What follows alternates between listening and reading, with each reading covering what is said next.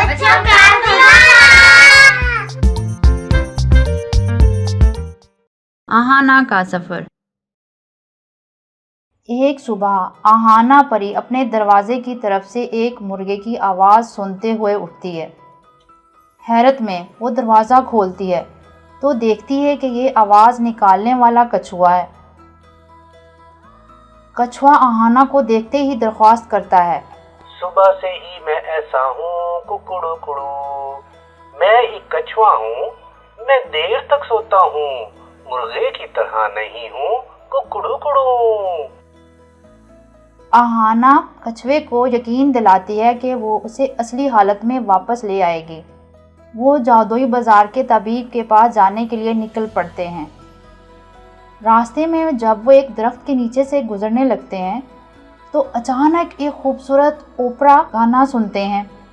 कछुआ और परी आहाना हैरत से ऊपर देखते हैं। वो एक गिलहरी थी जो गा रही थी, मुझे नहीं मालूम क्यों मैं गाना चाहती हूँ, मैं रोना चाहती हूँ, आज सुबह से हुआ है ये, वरना मैं तो शर्माती हूँ।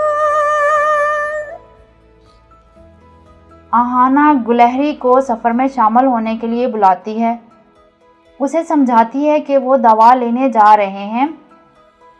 गिलहरी खुशी से इनके साथ चल पड़ती है। तबीब के पास पहुंचते हैं। दोनों को पीने की दवा दी जाती है और इन्हें आराम का कहा जाता है क्योंकि रात को सोने के बाद वो अपनी असली हालत में वापस आ जाएंगे। तबीब आहाना को बताते हैं कि ये पहला वाक़या नहीं है, कुछ दिनों से इनके पास ऐसे ही मसले आ रहे हैं। आहाना सोचती है कि ये वाक़यात इत्तेफाकी नहीं हो सकते, कोई ज़रूर इस सब के पीछे है। उसने कछुए और गिलहरी से पूछा कि पिछली रात कुछ अनोखा तो नहीं हुआ।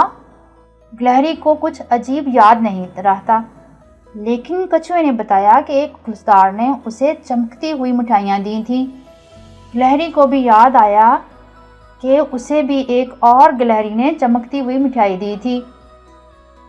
आहाना को ये और अजीब लगता है।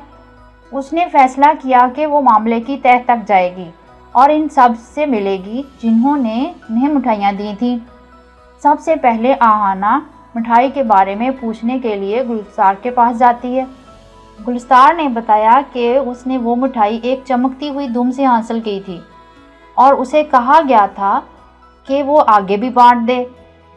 चमकती हुई दुम बताती है कि उसके साथ भी वही हुआ था और उसने डॉक्टर के पास जाकर इसका इलाज करवाया था, लेकिन उसे पता नहीं था कि मिठाइयाँ इसकी वजह हो सकती हैं।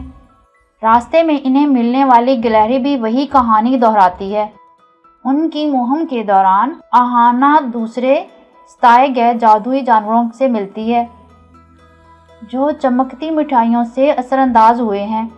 उसमें एक बंदर भी शामिल था जो पहले खुश रहता था पर अब दुख में रोता है, और एक समझदार उल्लू जो बिना सर पाँव के पहेलियाँ पूछता है। उनकी जांच के आखिर में वो असली गुनाहगार का पता लगा लेते हैं। बच्चों, आपको वो शरारती बंदर मोमो याद है ना? जी हाँ, मोमो ही इसका जिम्मेदार है। वो मान लेता है कि उसने मिठाइयों को जादुई दवाई में भिगोकर मुख्तलिफ जानवरों को बांट दिया, उन्हें ये कहकर कि वो उसे आगे बांट दें। शाहान आहाना के बाप के पास ले जाकर जब मोमो से पूछा गया तो मोमो माफ़ी मांगता है अपनी हरकत के लिए जो सबको परेशान किया था।